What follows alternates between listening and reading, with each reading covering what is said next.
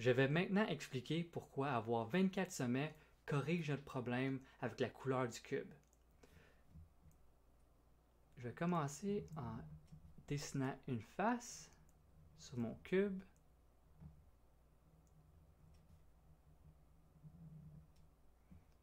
Alors cette face est divisée en deux triangles. Je vais faire une deuxième face ici.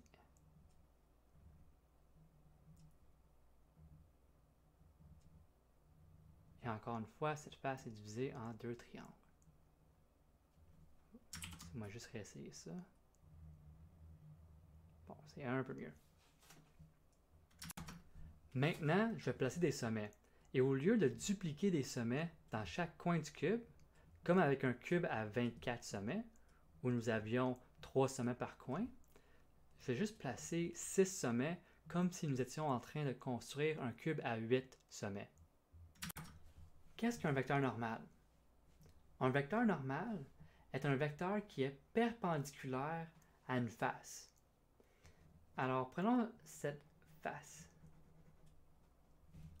Si je veux avoir un vecteur perpendiculaire, je peux dire que ce vecteur-là est perpendiculaire.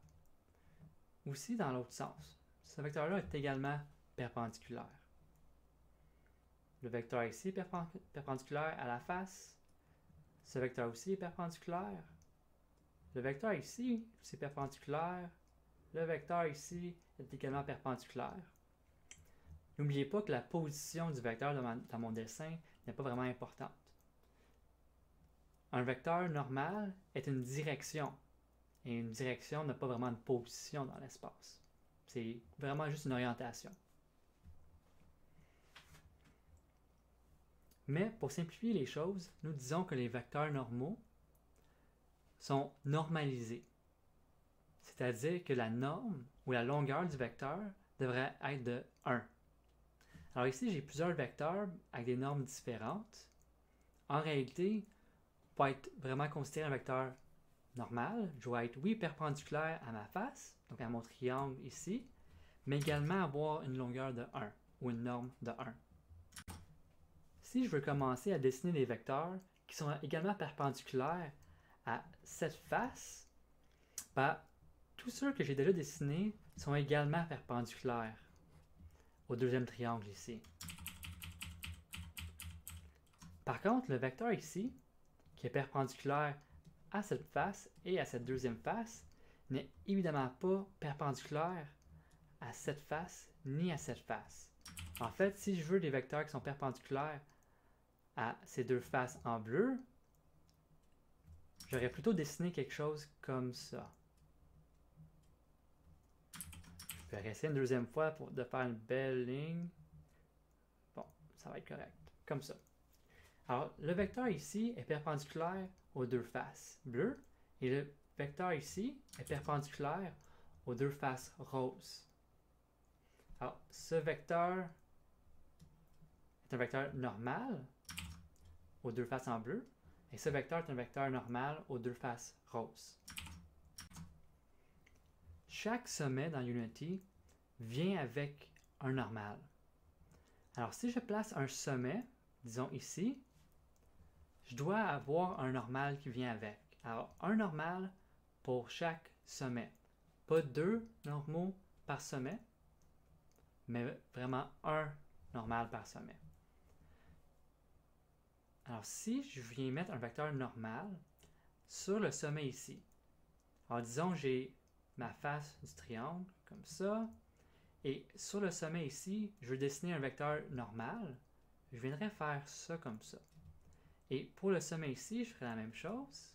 Pour mon sommet ici, également un vecteur normal, et finalement un autre vecteur normal. Alors chaque sommet possède un vecteur normal.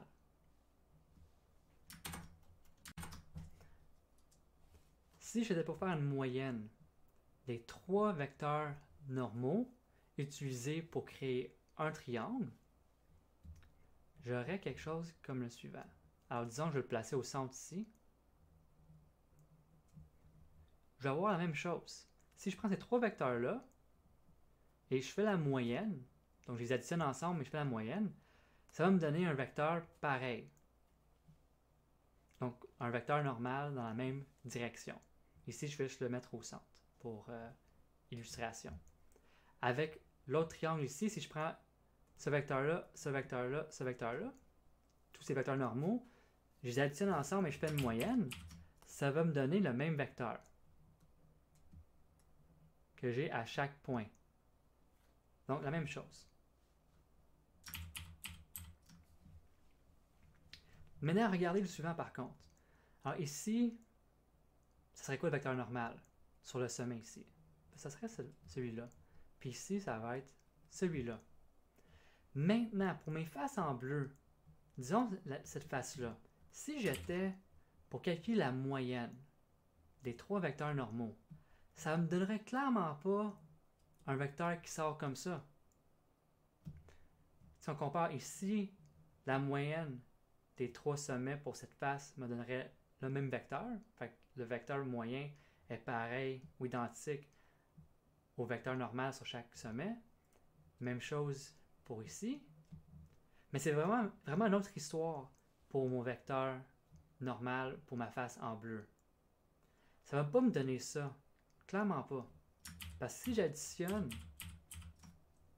cette direction, je fais la moyenne, ça va clairement pas me donner la même chose qu'ici. Ça va me donner quelque chose qui pèse un petit peu plus, quelque chose peut-être de même.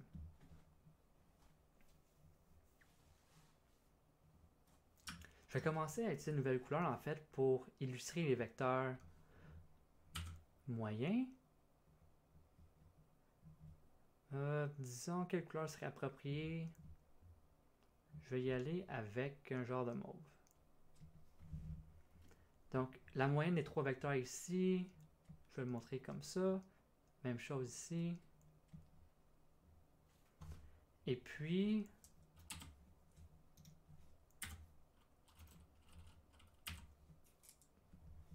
pour cette face, ça me donnerait peut-être quelque chose plus de même. Et puis, pour cette face, maintenant, j'en ai deux dans la même direction, puis une autre dans une direction complètement complémentaire. Alors, je vais avoir plus de poids comme ça, mais un petit peu plus de diagonale de même. Alors, ça risque de me donner quelque chose plus... peut-être un peu le même.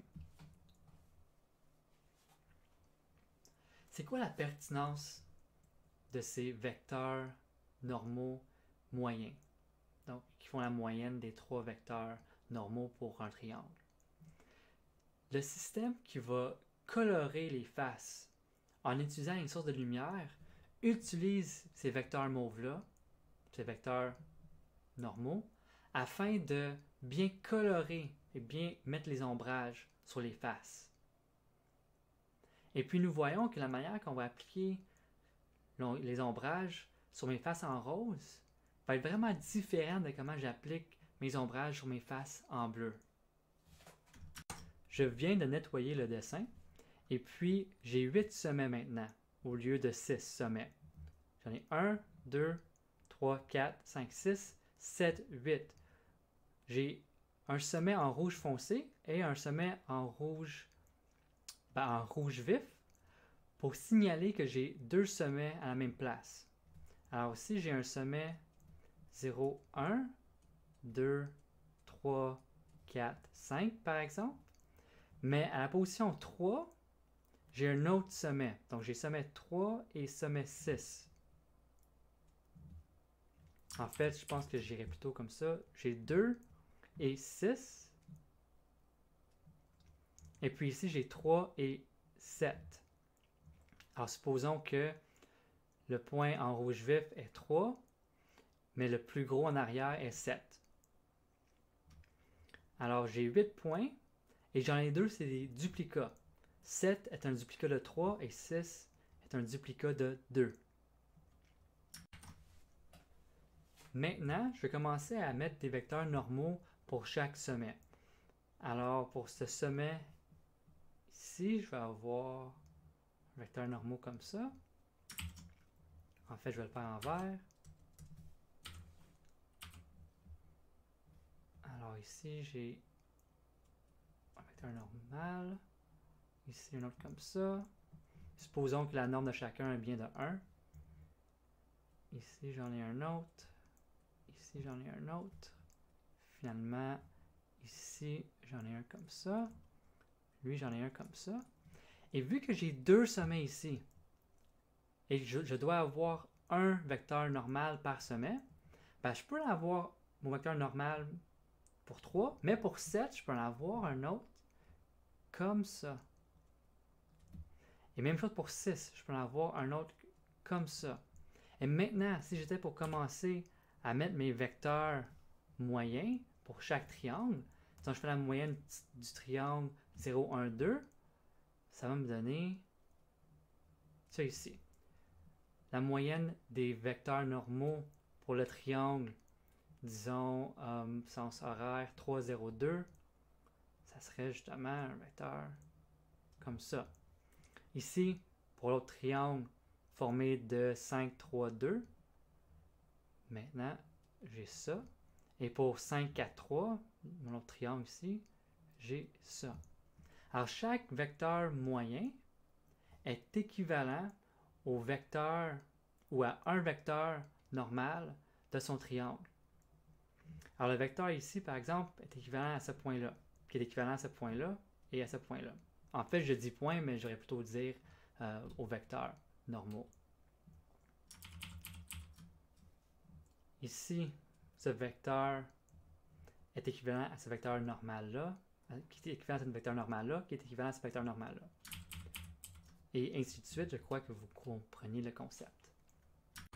En ajoutant 2 sommets, nous avons ajouté 2 vecteurs normaux, ce qui, au final, a complètement changé les vecteurs moyens pour mes 2 triangles bleus. Et ces vecteurs moyens sont utilisés par les moteurs de graphisme, comme celui dans Unity ou dans plusieurs autres moteurs de jeu, pour venir colorer les triangles. Ces vecteurs moyens-là représentent d'une manière ou d'une autre l'orientation dans l'espace de mes triangles. Et selon comment mes triangles sont orientés dans l'espace et la position des sources de lumière vient ombrager d'une manière différente.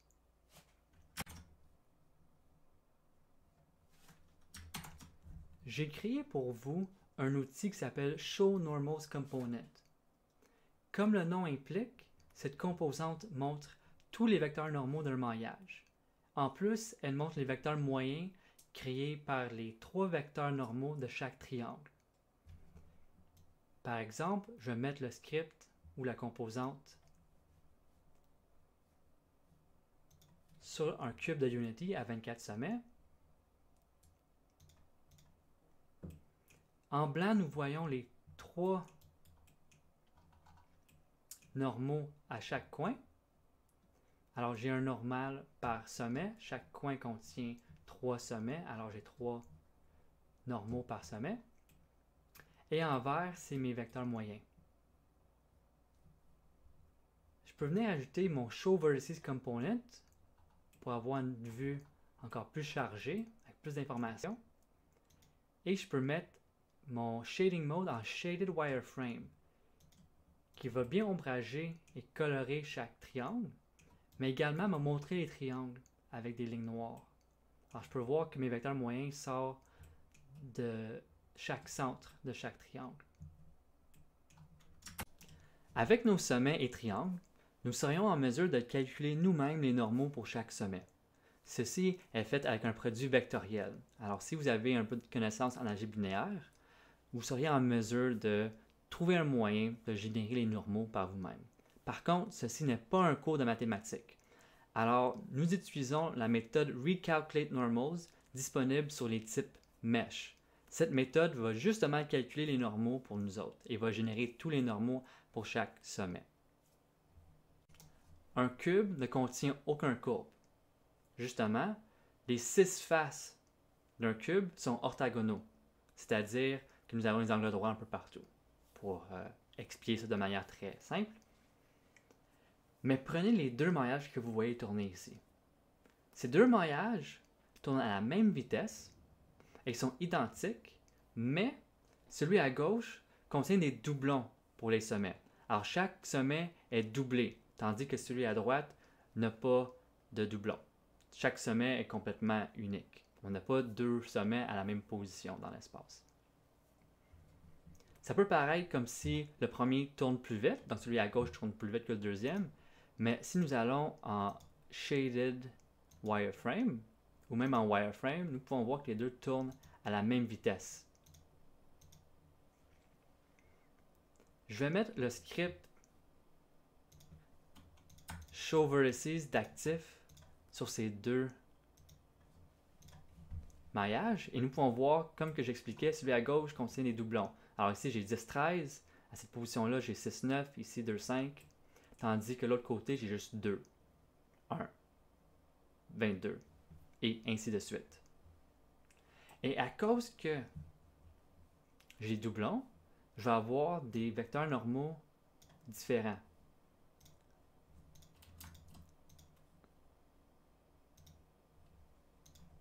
Alors ma vue commence à être un peu chargée. Je vais enlever les sommets ici. Et faisons une comparaison. Je vais même arrêter de le faire tourner. Nous pouvons voir qu'à chaque coin, j'ai deux vecteurs normaux. Alors j'ai deux sommets ici. Si nous regardons le triangle ici, j'ai un vecteur normal. Le même triangle, j'ai un autre vecteur normal ici. Alors le vecteur que j'essaie de souligner en ce moment est perpendiculaire à ce triangle. Celui-ci, comme je viens de dire, est également perpendiculaire et celui-ci aussi est perpendiculaire. Si je prends un triangle juste ici, je vois que j'ai cette ligne-là qui est perpendiculaire au triangle. J'ai cette ligne-là qui est un vecteur normal aussi et cette ligne-là qui représente également un vecteur normal au triangle. Alors si je prends ce triangle ici, encore une fois, et je fais la moyenne des trois vecteurs normaux pour les trois sommets utilisés pour faire le triangle, ben, j'ai un vecteur ici moyen qui est également perpendiculaire au triangle. Et j'ai ça pour chaque triangle. L'autre côté, par contre, si je viens voir les vecteurs normaux générés par Recalculate Normals, disons je vais prendre le triangle ici, je vois que ce vecteur-là n'est pas perpendiculaire au triangle ici. La normale générée n'est pas perpendiculaire à ce triangle-là. Si je viens voir ça ici, encore une fois, le sommet ici n'est pas perpendiculaire à ce triangle-là. Puis le sommet ici n'est pas non plus perpendiculaire à l'autre triangle qui partage le même sommet. Pareillement ici, cette ligne n'est pas perpendiculaire au triangle ici qui partage le même sommet que le triangle ici. Alors, Recalculate Normals va faire comme une moyenne. Donc, ici, j'ai un vecteur normal à la moyenne des deux triangles. Et conséquemment, si je viens voir mon vecteur moyen pour un triangle, ben, alors ma ligne verte, cette ligne verte n'est pas perpendiculaire, donc n'est pas normale au triangle. Alors Unity vient générer des normaux en faisant des moyennes avec les sommets partagés. Et conséquemment, ça nous donne une coloration ou un ombragement plus lisse, qui paraît plutôt courbé. Alors ici à gauche, c'est très, comment dire, très aplati. On appelle ça du flat shading en anglais. Et à droite, on a une autre technique qui s'appelle, ici c'est soit Phong shading ou Gouraud shading. J'espère que je dis ça correctement. En résumé, un maillage contient une liste de vecteurs normaux, également une liste de triangles et une liste de sommets. Chaque sommet du maillage a justement un vecteur normal. Un seul vecteur normal. Les normaux peuvent être générés à partir des sommets et triangles à l'aide d'un algorithme qui utilise des produits vectoriels. Vous n'allez pas écrire cet algorithme vous-même. Unity nous donne un algorithme sous la forme de la fonction Recalculate Normals qui est appelée à partir d'un maillage. Alors je peux prendre une instance du type mesh.recalculateNormals et tous les normaux vont être générés pour moi. chaque sommet dans mon maillage va avoir un normal associé. Si on duplique des sommets, ça nous permet de faire du flat shading. Si un sommet est partagé par plusieurs triangles, donc disons que j'ai 3 triangles qui partagent un même sommet, au lieu d'avoir 3 triangles qui ont chacun leur propre sommet, je ne vais pas dupliquer des sommets, je vais vraiment avoir 3 triangles connectés à un même sommet, par exemple. Le vecteur normal qui va être calculé par recalculate normals va être un vecteur qui est normal pas à un des 3 triangles, mais à une moyenne des 3 triangles. Alors disons que j'ai 3 triangles, on va créer un triangle moyen à ces 3-là, et puis je vais avoir un vecteur normal qui est justement normal au perpendiculaire à ce nouveau triangle moyen. À gauche, j'ai le flat shading justement, et à droite, j'ai un exemple d'une technique de shading lisse ou de smooth shading. Celle qu'on voit ici, c'est le Phong shading.